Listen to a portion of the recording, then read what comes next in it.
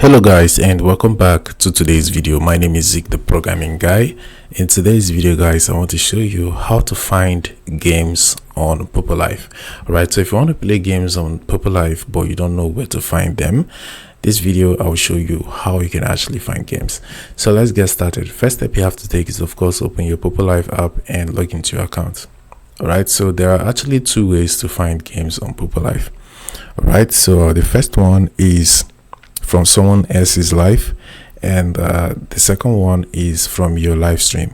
All right, so let's start with seeing how we can find games on someone else's life. So I have to open someone's live stream just like this. So once I do that, I'll find the game icon at the bottom area. So once I click on that, I'll see all the available games on Poppo Life to select and start playing. So for example, if I want to play any of them, I just have to click on the game and it will start loading just like that. Right, so it will start loading and you can now start playing. So that's it for how to find games on someone else's live. So let's see how we can play games on my live stream. So I have to click on the live up button at the bottom right corner area. You see it right there.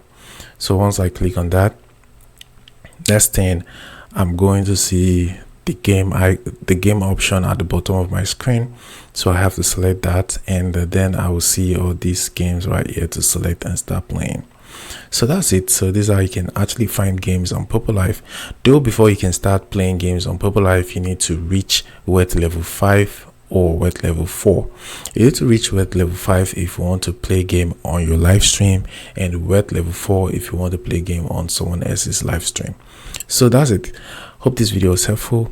If it was, give this video a like and equally subscribe to get more info tips like this. Thanks for watching, and I'll see you in my next video.